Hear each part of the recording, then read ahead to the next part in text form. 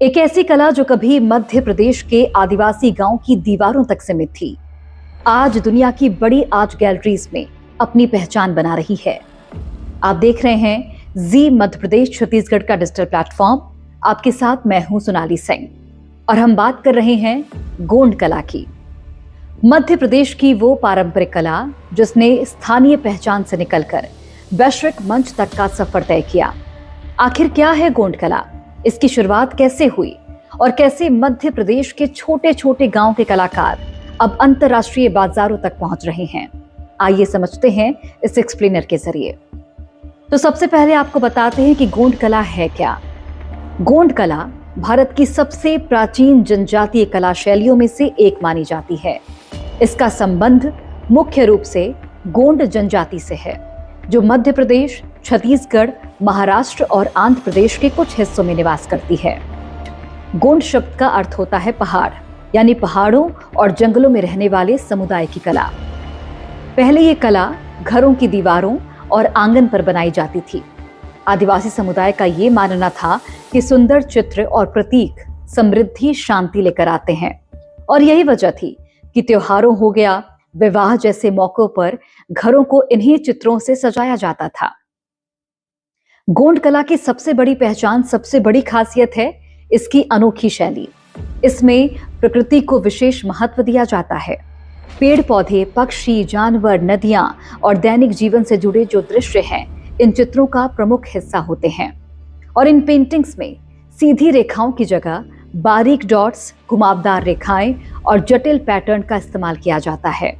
हर कलाकार अपनी कल्पना और अनुभव के अनुसार इन्हें अलग अंदाज में प्रस्तुत करता है। यहाँ पर दिलचस्प बात यह है कि गोंड कलाकार सिर्फ चित्र नहीं बनाते, बल्कि हर पेंटिंग के पीछे एक कहानी छिपी होती है, और ये कहानियां उनके लोक विश्वास, उनकी परंपराएं और प्रकृति से उनके गहरे जुड़ाव को दर्शाती हैं। लेकिन यहाँ पर सवाल यह है कि गांव की दीवारों पर बनने वाली ये कला आखिर दुनिया के बड़े कला मंचों तक कैसे पहुंची। तो गोंड कला को अंतर्राष्ट्रीय पहचान दिलाने में कई कलाकारों की महत्वपूर्ण भूमिका रही है। 1980 के दशक में इस कला को पहली बार व्यापक मंच मिला, जब आदिवासी कलाकारों की प्रतिभा को प्रोत्साहित किया गया और उन्हें कागज और कैनवास पर अपनी कला उकेरने का मौका मिला। इसके बाद गोंड कला ने पीछे मुड़कर कभी नहीं देखा। राष्ट्रीय और अंतर्राष्ट्रीय प्रदर्शनियों में इन चित्रों को सराहा गया, उनकी तारीफ की गई। दुनिया भर के कला प्रेमियों ने इसे हाथों हाथ लिया, यानी कि इसे बहुत ज्यादा अप्रिशिएट किया गया। आज गोंड पेंटिंग सिर्फ भारत में ही नहीं, बल्कि यूरोप, अमेरिका और अन्य देशों की आर्ट गैलरीज तक पहुंच चुकी हैं। कलाकारों की बदलती जिंदगी भी इसमें एक महत्वपूर्ण योगदान रखती है।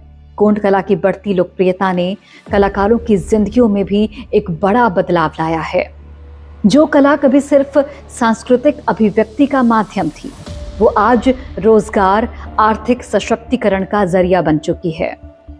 कई कलाकार अब अपनी पेंटिंग्स प्रदर्शनियों, ऑनलाइन प्लेटफॉर्म्स और सरकारी योजनाओं के माध्यम से इसे बेच रहे हैं। खास तौर पर महिला कलाकारों को इससे एक नई पहचान, आर्थिक स्वतंत्रता मिली है। हालांकि सफलता की कहानी के पीछे कुछ चुनौतियां भी हैं। विशेषज्ञों का खास तौर पर यह मानना है कि गोंड कला के सामने सबसे बड़ी चुनौती इसकी मौलिकता को बनाए रखना है। बाजार में बढ़ती मांग की वजह से कई जगहों पर सस्ती प्रिंटेड कॉपियां बेची जा रही हैं, जिससे मूल कलाकारों को आर्थिक नुकसान पहुंचता है। इसके अलावा कई प्रतिभाशाली कलाकार अब भी बड़े बाजारों और अंतर्राष्ट्रीय मंचों तक पहुंच नहीं बना पाते। ऐसे में जरूरत है कलाकारों को उचित पहचान, बेहतर प्रशिक्षण और सीधे खरीदारों से जुड़ने के अवसर मिले। इस कला को बचाना क्यों जरूरी है, वो भी आप समझिए। गोंड कला सिर्फ एक पेंटिंग शैली नहीं है, बल्कि ये भारत की आदिवासी विरासत और सांस्कृतिक पहचान का महत्वपूर्ण हिस्सा है।